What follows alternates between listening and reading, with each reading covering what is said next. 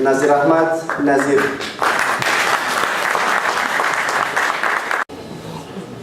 سلامونه او نیکې هیلې د دوستۍ فرهنګي ټولنې د مشرتابه غمخور صاحب او ورسره همکارانو نه ډېره مننه کوم چې د هغه چا ستاینه یې وکړه کوم چا چې هغه کتابونه لیکلي وو چې موږ به په هر څومره غم کې ولوستل بیا به یې هم خندا موږ ته راکوله او د دې تر څنګ یې هغه دوه سترې هستې واڅولې ویې ستایلې کومه چې زه به هغې ووایم خاطرې یې ووایم. زه د ښوونځي پر وخت کې وم نو ما نوي شعرونه پیل کړي وو. ان صاحب کابل ته راغلی و بي بي سي سره یې کار کولو نو ریکارډر یې راته کېښودو ډېر شعرونه یې رانه ثبت کړل. کله به چې هر څوک د پېښوره راتلل ما ته به یې ویل ما د تا شعرونه اورېدلي ان صاحب ټول راباندې اورولي دي. نو فکر کوم دا هغه څه و چې ما ته یې ډېر هڅونه راکړه ډېر یې وهڅولم چې زه نور شعرونه هم ولیکم. او همدارنګه صالح صاحب سره ما یو دوه کاله یو ځای کار وکړ. ما ډېر څه ترې زده کړل ژورنالیزم په ډګر کې ډېر څه مې ترې زده کړل د هنر په برخه کې. نو د دوستۍ فرهنګي ټولنې نه ډېره مننه کوم چې هغه څوک یې وهڅول چې زه یې هڅولی یم او دا رقم د نورو پروګرامونو هیله ترې لرم او د دوی نه د ډېرو نورو کارونو هیله لرم. او اوس به راشم شعر ته.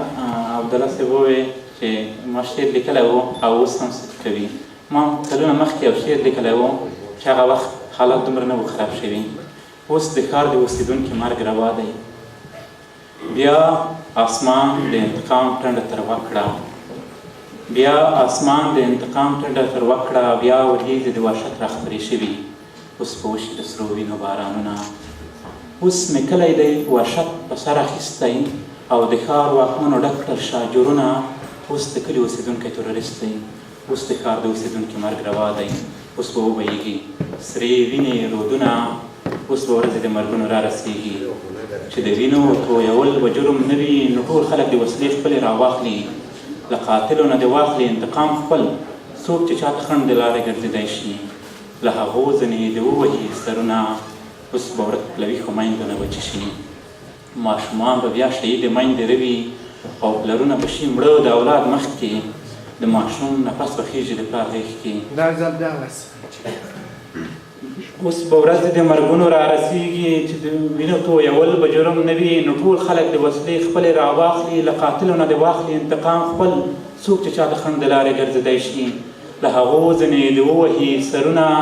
اوس به ورک له ویښو میندو نه بچي شي. ماشومان به بیا شهید میندې روي او پلرونه به شي مړه د اولاد مخکې د ماشوم نفس به خېږي د پلار غېږ کې د زاریو غږ به ټپ کړي توپکونه په فضا کې به د سوو غوښو بوی وي د بارودو وینو مړیو بوی به ګډ شي د ګلابو بویو پرېننده چې خور شي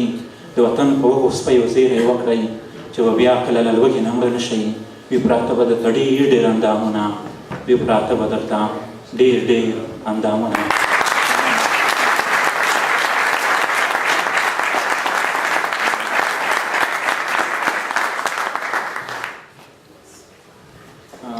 یو دا موږ سر ایږ دی چې دی دا بالښت ته وایي ځینې خلک بالښت ورته وایي. باوري صاحب دا هم سره هغه وي تاسو د هغه سره باوري صاحب دا کتاب ته ورسوي سر ایږ دی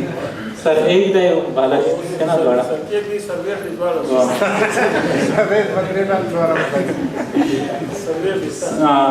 دا زمانې ته لیکلی وایي ستا یادونه په سر ایږ دی راته ناست دي ستا یادونه په سر ایږ دې راته ناست دي ما به کله خوب ته پرېږدې راته ناست دي په زخمونو باندې مالګې راته پاشي زړه مې سوی کړي زړه مې ریږدي راته ناست دي خوب کې وینم راسره به خوشحالي وي ته مې بیا زړه کې دیره به خوشحالي وي کوت مزل وي د یوې شنې سیمې په هڅه د خوښۍ په آس سپره به خوشحالي وي یوه شنه دره کې موږ دواړه تم شو ته مې غېږه کې خوره به خوشحالي وي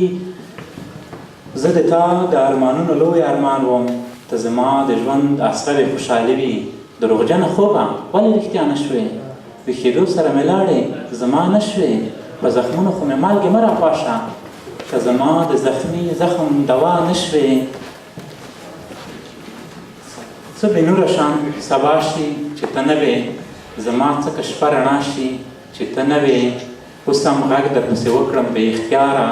غریب مې نیسي ژړا راشي چې ته نه وې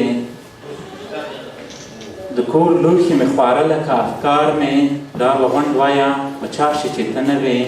ستا د لاس نښې پرې پاتې دي او خوري مې اوس هر څه راته بلا شي چې ته نه وې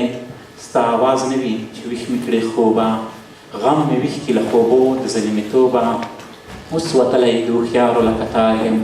اوس مې پوښته د زمان له لیونتوبه چې له کوره ځم تر ښار راته یادېږي د دفتر په ټوله لار راته یادېږي د دفتر په دیوالو کې راته ښکارې چې کوم هر یو کار راته یادېږي ستا د زنګ او د مسج په تمه تمه ټوله ورځ وم انتظار راته یادېږي